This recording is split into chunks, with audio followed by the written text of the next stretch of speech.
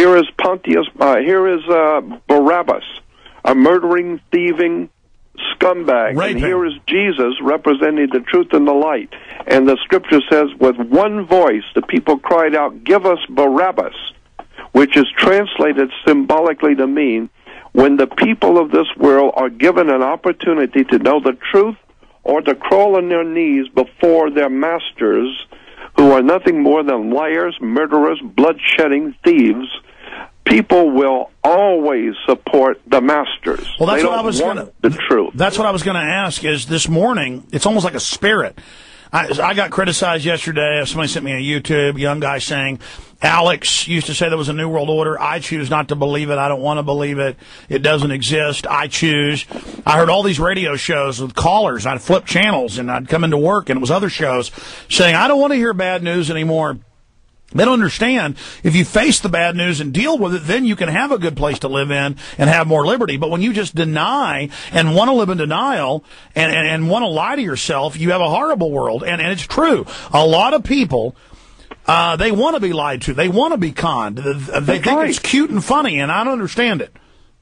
Well, in a country that is staggering in their economic woes and economic disabilities in this country, people are crawling on their knees, sleeping in their cars, and yet the alcohol industry, smoking industry, television, entertainment, movies are making a bumper crop. They're making billions.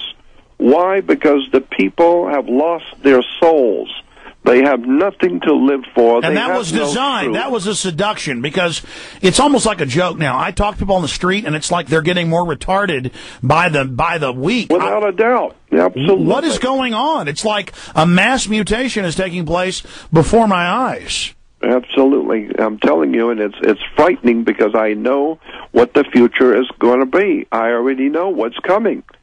There's going to be a time very soon when Americans, generally speaking, and the worst part about it is that the masses will never wake up. They will just become acclimated to the system. Well, I read government documents. I mean, the new thing said you'll be arrested if you're seen hugging your child or kissing them. I mean, and the government says we'll be in gray uniforms with shaved heads, basically lobotomized, and that's who's even allowed to live. And I see them phasing that in rather quickly, the way it's going. That's exactly what I'm saying. And so I'm frightened because I know what is coming on the earth. I know the kind of world which is coming, and the people have no idea. Generally speaking, the public doesn't know. They don't care because they've been acclimated to it. They have already learned how to crawl on their knees when they see some holy man with a robe. If it's a black robe, they shake in fear. If it's a black robe for the priest, they shake in fear. So they've been acclimated and taught to be impressed with movie stars and wealthy people with big money. But it seems that the elite themselves have gotten more reckless and wild. Oh, of course. And the reason why is because they realize the entire human race is worthless. That the entire human race is going to buy anything you put out there. And now it's like the criminal element doesn't even know what to do with itself anymore. It's so easy. It's so easy to just fool the people because they love it. Well, I mean, exactly. That's like the White House publicly says they're running Al-Qaeda and has them attacking Iran, and the media says Iran is Al-Qaeda when they're Shiites, the opposite group. And then it's just all over the news. Republicans saying we love terror attacks. They sure help us. And I mean, how much more obvious? And then Gary Hart writes a letter, has it published in the newspaper, saying our government stages attacks. Iran better do what they're told. I mean, they're basically, they may come out and say they did it soon. Well, I know. But you know what? Nobody's going to care. Couldn't care less, because it doesn't mean much to anybody anyway. So it's just, and even on the Tonight Show with Jay Leno, when he does the jaywalks, when he walks out in the street and talks to people and asks the average American, who won the Second World War? They don't even know what you're talking about. They didn't know there was a Second World War. And, and of course that thing we talked about before about that young lady, Miss Teen America, that was so appalling to me. I still wake up in a sweaty. But that's how, listen, that's how people are. If you know any history, they look at you like you're weird, and people kind of sit back in their chairs and act scared. I had friends, my personal friends, many years ago. That's what they used to say about me, that you're weird. You study, and one guy told me, he said, you're the only person I know in our circle of friends that you don't fit. I mean, there's something about you that's just not right. And I said, in what way? Well, I mean, you read all that crazy stuff, and I said, like what? Well, for instance, all those law books and all that stuff about religion and all of that. And, you know, the bottom line is that he is so far removed from reality that anybody has a half a brain looks like a freak to him. So I know what it is. If you are smart, intelligent, and inquisitive, you're not going to fit in this world. Stay there, Jordan Maxwell. We're going to keep talking. When I learned, Jordan, we're gonna skip this break, and then we're going to take the next one if you need a break. Yep. Jordan, continuing along those lines,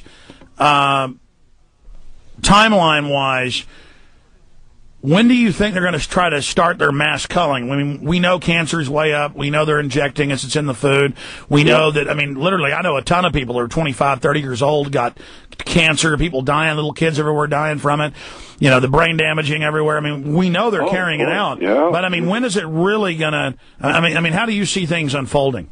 Well, I think that it's like a train going downhill with the brakes off. They're scurrying to do anything and everything they can now, because it's like nothing succeeds like success, and so the more successful they become, the more arrogant and out of control they are. Until now, it's a feeding frenzy. Exactly, a mass looting, a sacking of humanity. Exactly. It's out of control. They've tried to bring in pure evil, and now it's just a bloody orgy. That's exactly right. That's what I see. And nothing succeeds like success. You see the same thing I see, is that exactly, they're just frothing, destroying minds, poisoning everybody, poisoning themselves. That's the thing I notice. Even their high-level minions like Bill Clinton and stuff, they all don't care what happens. It's like O'Brien says to Winston in 1984, look, I'm falling apart. Don't laugh at me. You know, the fact that I'm falling apart to carry out this evil shows the vigor of the larger creature. Yeah, of course. And I see it and it frightens me, because I see the children on the streets, little ones in schools, thinking, my God, what kind of a world are we leaving our children?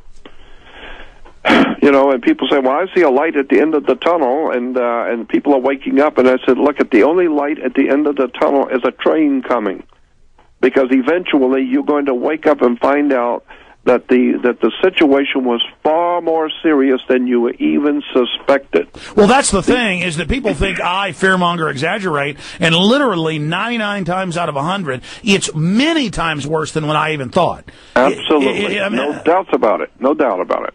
And that's what scares me, is that it's so much worse than what you're saying. And now the mentality frightens me. Yesterday I went to Disney Studios, for example, to deliver a letter. I got a letter from Disney for some piece of business, and they said, please get this in the mail immediately, or bring it over to us, because we need this paperwork immediately.